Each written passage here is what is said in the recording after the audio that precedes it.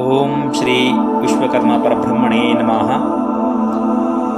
ಶ್ರಾವಣ ಶುಕ್ರವಾರದ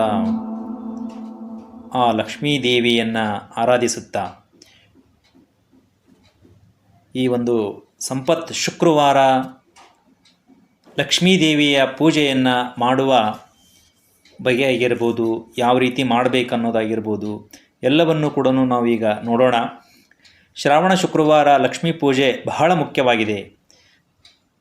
ಈ ದಿನ ಲಕ್ಷ್ಮೀದೇವಿಯನ್ನು ಪೂಜಿಸುವುದರಿಂದ ಮನೆಯಲ್ಲಿ ಸಮೃದ್ಧಿ, ಸಂಪತ್ತು, ಆರ್ಥಿಕ ಸ್ಥಿರತೆ ಉಂಟಾಗುವುದು. ಮನೆಯಲ್ಲಿರುವ ದುಷ್ಟ ಶಕ್ತಿಗಳು ನಿವಾರಣೆಯಾಗಿ ನಕಾರಾತ್ಮಕವಾಗಿ ಶಕ್ತಿಗಳು ದೂರವಾಗಿ ಸಕಾರಾತ್ಮಕ ಧನಾತ್ಮಕ ಶಕ್ತಿ ನೆಲೆಸುತ್ತೆ. ಅದೇ ರೀತಿ ಕೂಡ ಈ ದಿನ ಶ್ರಾವಣ ಶುಕ್ರವಾರ, ಸಂಪತ್ ಶುಕ್ರವಾರ, ಮನೆಯನ್ನು ಶುದ್ಧಗೊಳಿಸಿದ ನಂತರ ದೇವರ ಕೋಣೆಯಲ್ಲಿ ಮಣೆಯ ಮೇಲೆ ತಾಮ್ರದ ತಂಬಿಗೆ ಅಥವಾ ತಾಮ್ರದ ಕೊಡವಿದ್ದಲ್ಲಿ ಅದನ್ನು ಸ್ವಚ್ಛವಾಗಿ ತೊಳೆದು ಪಳಪಳ ಹೊಳೆಯುವಂತೆ ಮಾಡಿ ಅದಕ್ಕೆ ದಾರವನ್ನು ಸುತ್ತಬೇಕು.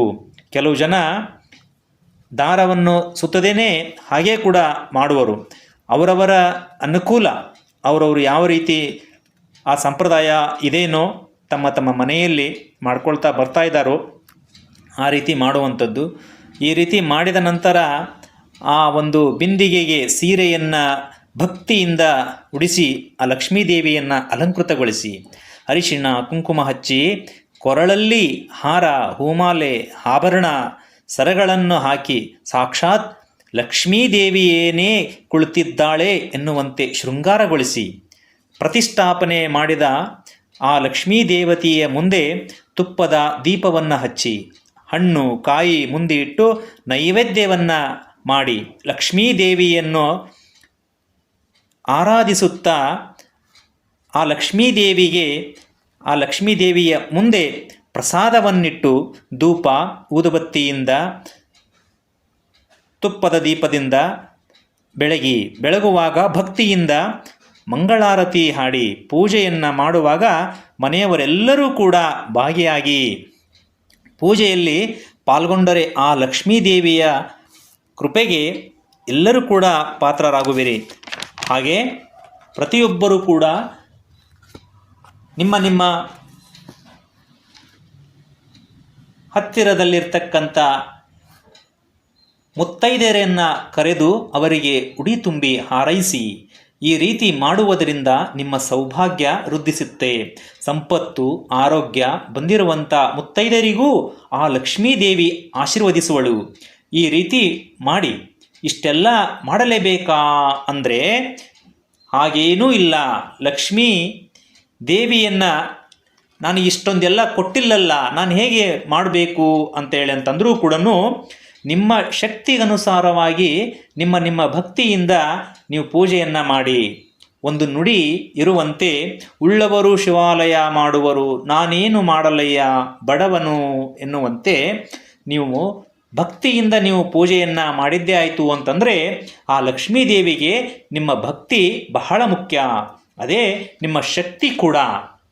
ಈ ರೀತಿ ನೀವು ಮಾಡುವುದರಿಂದ ಪ್ರತಿಯೊಬ್ಬರಿಗೂ ಕೂಡ ಆ ಲಕ್ಷ್ಮೀದೇವಿ ಆಶೀರ್ವದಿಸ್ತಾಳೆ.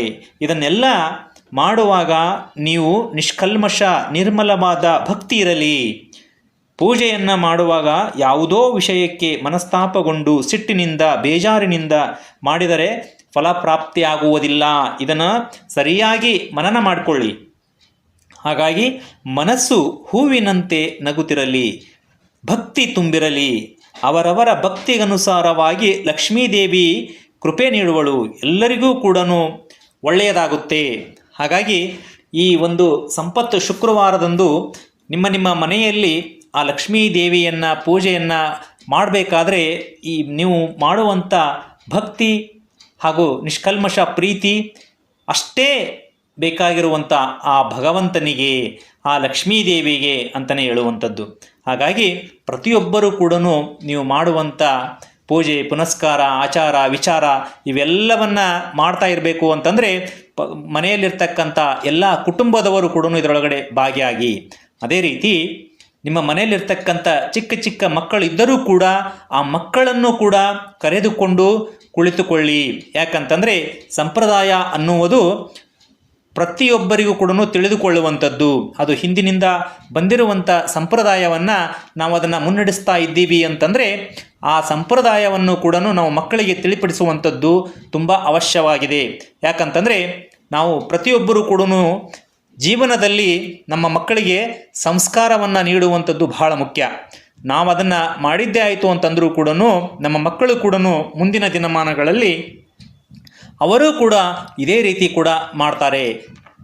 ಹಾಗಾಗಿ ಪ್ರತಿಯೊಬ್ಬರೂ ಕೂಡ ಭಕ್ತಿ ಭಾವ ತುಂಬಿ ಆ ಲಕ್ಷ್ಮೀ ದೇವಿಗೆ ಪಾತ್ರರಾಗಿ ಅಂತ ಹೇಳ್ತಾ, ಯಾರೆಲ್ಲ ಆ ಪೂಜೆಯನ್ನು ಮಾಡ್ತಾ ಇದ್ದೀರೋ ಅವರೆಲ್ಲರಿಗೂ ಕೂಡ